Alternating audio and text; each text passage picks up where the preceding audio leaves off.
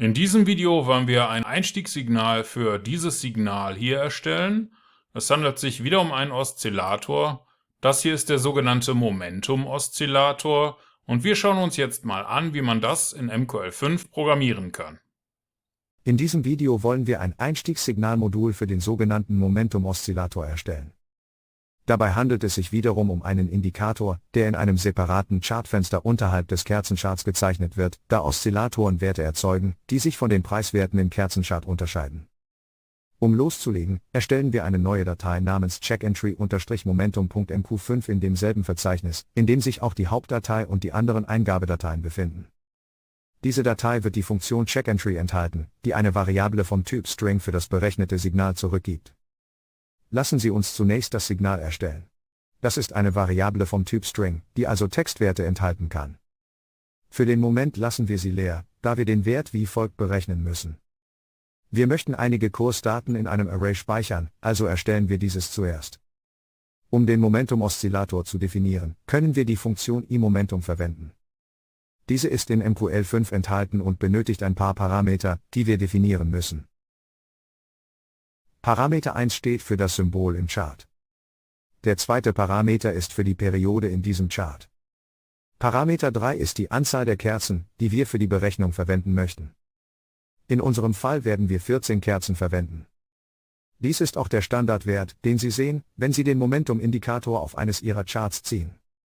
Schließlich verwenden wir Price_Close, um den Wert auf der Grundlage der Schlusskurse zu berechnen. Anschließend verwenden wir ArraySetterSeries. Damit wird das Array von der aktuellen Kerze abwärts sortiert. Und jetzt können wir Copybuffer verwenden, um das Array mit Daten zu füllen. Wir tun dies für die Definition, die wir erstellt haben, für Puffer 0 und wir wollen es ab Kerze 0 und für 3 Kerzen tun.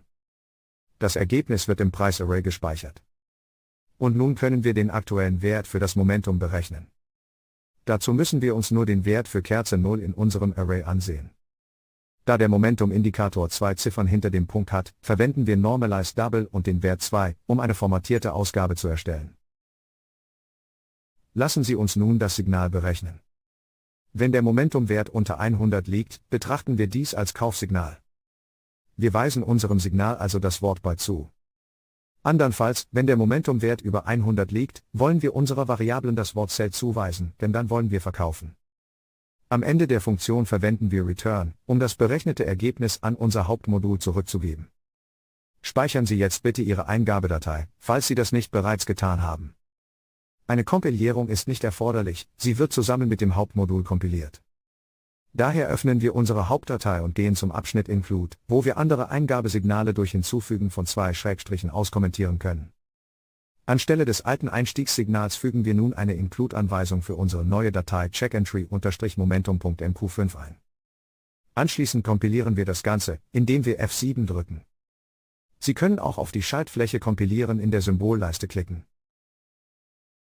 Das sollte ohne Fehlermeldungen funktionieren. Andernfalls sehen Sie sich bitte die grundlegenden Videos zur Kompilierung an oder vielleicht ist der Premium-Kurs auf unserer Website für Sie interessant. Okay, ich hoffe, das hat für Sie funktioniert. Wenn Sie Fehler bei der Kompilierung hatten, schauen Sie sich doch eines der anderen Videos an. Für den Moment war es das. Ich sage vielen Dank fürs Zuschauen und wir sehen uns im nächsten Video.